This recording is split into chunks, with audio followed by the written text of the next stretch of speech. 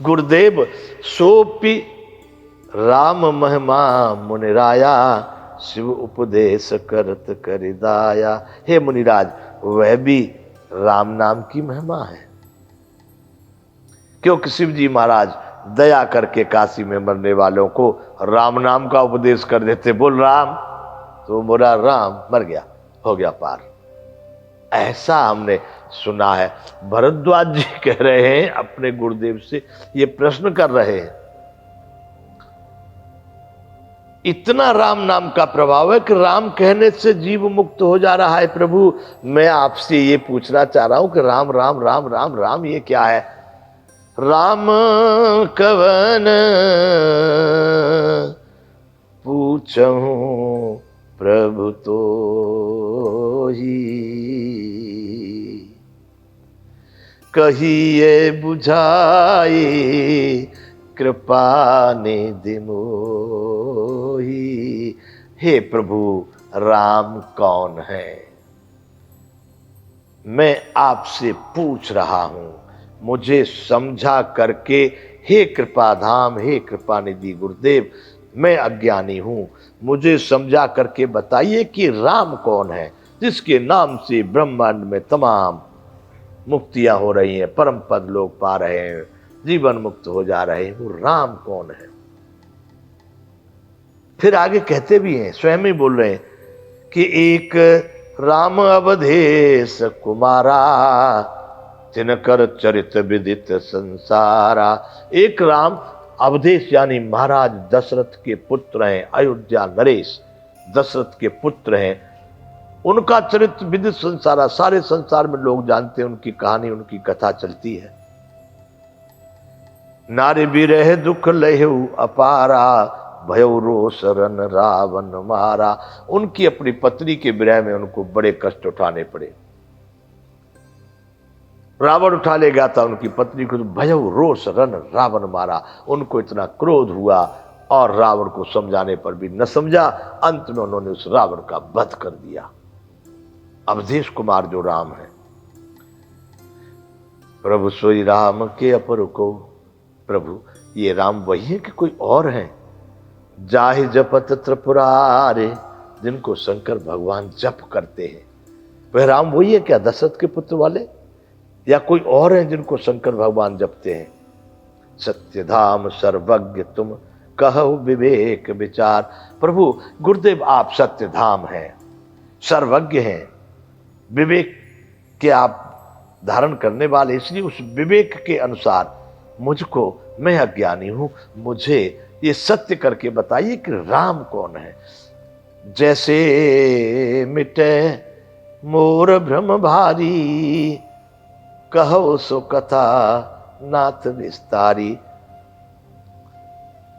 नारी बिरह दुख लहु अपारा, भय रोष रावण मारा। बंधु, अब यहां पर ये आ गया दोहा 46, बालकांड का 46वां दोहा है। प्रभु सोई राम के अपर को, जाहि जपत त्रिपुरार, सत्य धाम सर्वज्ञ तुम कहो विवेक विचार।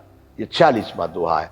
जैसे मिटे मोह भ्रम भारी, कहो सो कथा नाथ विस्तारी। जिससे मेरा भ्रम और मोह, सब भारी मोह है, मुझे भारी भ्रम है, इस बात में रातों दिन लगा रहता हूं कि कौन राम हो सकते हैं। प्रभु, उस कथा को विस्तार से मुझे बताइए, मैं समझ सकूं राम कौन है। जाग बलिक बोले मुस्काई, बड़े प्रसन्न होकर के, आनंदित होकर के याज्ञवल्क्य जी कहने लगे, अरे तुम्हें विदित रघुपति प्रभुताई। भरद्वाज, तुम कोई मूढ़ नहीं हो, आप कोई मूर्ख थोड़े ही हैं। आपको प्रभु की प्रभुता सब पता है, राम जी की प्रभुताई, राम जी का सब कुछ आपको पता है। आप अच्छी तरह से राम को जानते हैं, परंतु तुम्हारा ये विचार है क्या? मैं जानता हूं कि राम भगत तुम मन क्रम बानी, चतुराई तुम्हारी मैं जानी।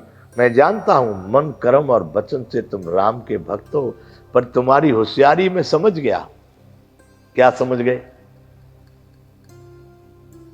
चाहो सुने राम गुण गूढ़ा। आप राम जी के जो गूढ़ गुणगान हैं, जो सब नहीं जानते, छिपे हुए हैं, राम जी के जो चरित्र, राम जी की जो कीर्ति है, तुम उनको सुनना चाहते हो। मूर्खों की तरह प्रश्न कर रहे हो। तुम राम जी के पक्के भगत हो।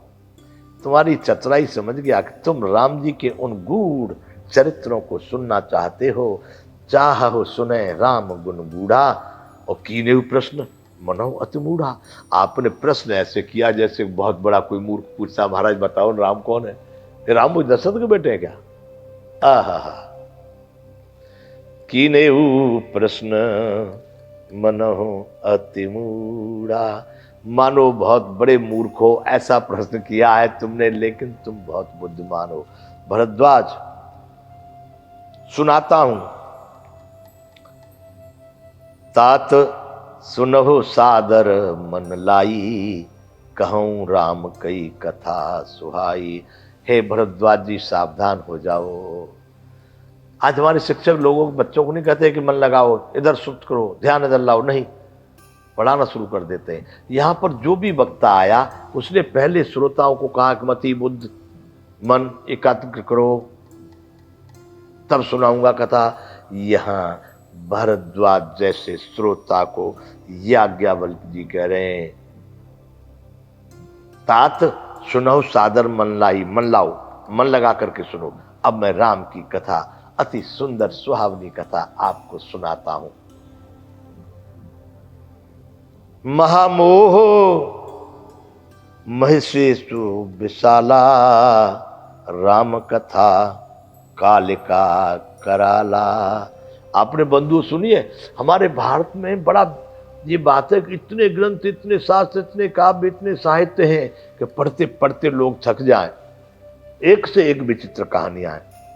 इसलिए मतलब भर की जो जरूरत हो ना, आवश्यकता, उतना समझ लेने में ठीक है।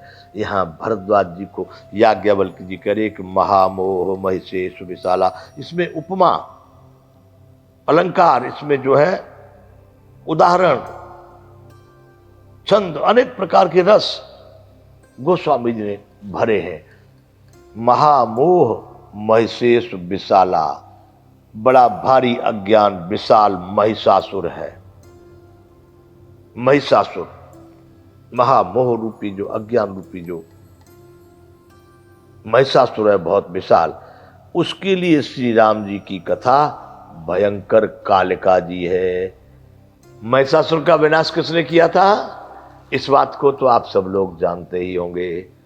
महिषासुर मर्दिनी कौन है? काली, कालिका। उनको कालिका भी कहते, काली माता भी कहते। वैसे तो माता सभी एक है, दुर्गा, काली, चंडी, चामुंडा, जो भी है, परंतु यहां कह रहे हैं भारद्वाज, महामोह रूपी जो महिषासुर राक्षस है, उसके लिए ये जो मैं तुमको कथा सुनाने जा रहा हूं, राम जी का चरित्र सुनाने जा रहा हूं, ये राम जी की कथा उस अज्ञान रूपी महामोह रूपी महिषासुर को वध करने के लिए कालिका के समान है। और कैसी है?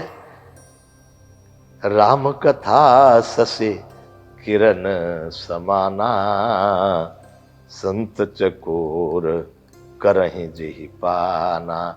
हे भारद्वाज, ये राम जी की कथा चंद्रमा की शीतल किरणों के समान है, जिसको संत रूपी चकोर पान करते हैं।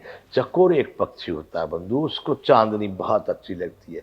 चंद्रमा, वो पूरी रात चंद्रमा को देखता रहता है, इतना मोहित है चंद्रमा से चकोर।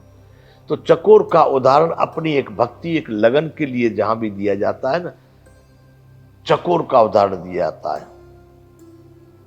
हमारे संत महात्मा आरतियों में कभी कभी दोहा गाते हैं, श्री गुरु मूर्ति चंद्रमा, सेवक नयन चकोर। सेवक यानी भक्त, यानी गुरु का शिष्य, उसके नयन, उसकी आंखें कैसी हैं? चकोर के लिए चकोर की उपमा दी है। और गुरु जी की मूर्ति चंद्रमा जैसी। तो होता क्या है, भारत में 8 पहर बताए हैं, 4 पहर दिन के और 4 पहर रात के। 8 पहर में 16 घड़ियां होती हैं पुरानी गणना के अनुसार। श्री गुरु मूरत चंद्रमा सेवक नयन चकोर, अष्ट प्रहर देखत रहूं श्री गुरु चरणन की ओर। मेरा मन वहां से हटे नहीं, 8 पहर मेरा मन उन गुरु जी के निर्मल चरणों में लगा रहे। जिसको गुरु का आजकल कहाँ, गुरु शिष्य बधिर अंध का लेखा, अंधे बहरे जैसो संबंध है गुरु चेले का, एक देखता नहीं एक सुनता नहीं है। चलो, तो कह रहे हैं कि महामोह महेशेष विशाला, राम कथा कालिका कराला। राम कथा सस किरण समाना, संत चकोर करें जेह पाना। राम जी की कथा चंद्रमा की किरणों के समान है, जिसको संत रूपी चकोर जिसको पान करते हैं। सुनो हे शिष्य भरद्वाज, बड़े चतुर हो, राम जी की कथा सुनने के लिए मूर्ख बने हो तुम। ऐसे ही संशय कीन भवानी, महादेव तब कहा बखानी। तुम्हारी तरह से ही पार्वती जी ने भी संशय कर दिया।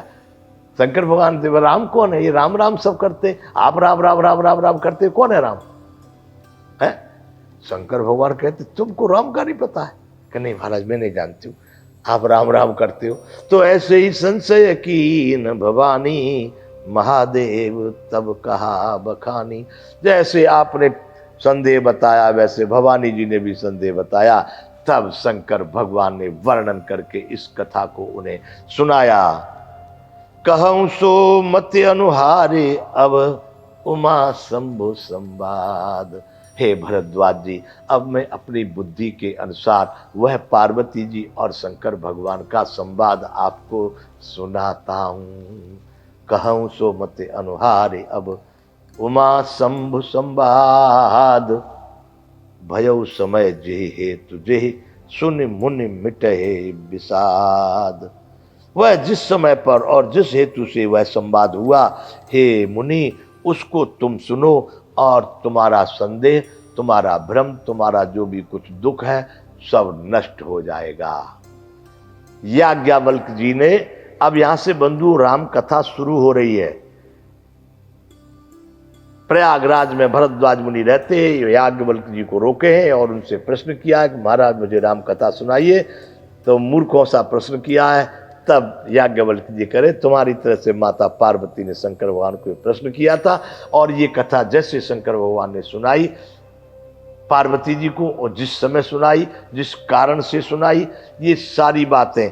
भयउ कहूं सो मत अनुहारे, अब उमा शंभु संवाद। भयउ समय जे हेतु जे, सुन मुनि मिटे विषाद। हे मुनि, इसको सुनने से आपका सारा संशय और विषाद दुख दूर हो जाएगा। बंधुओं, यहाँ पर अब विराम का समय हो गया है, विषाद दूर होगा। इस कथा को यदि पूरे मन से आदर से सुनेंगे, आचरण करेंगे, अवश्य दूर हो गया। बोलिए श्री रामचंद्र भगवान की जय। जय विश्व बंधु।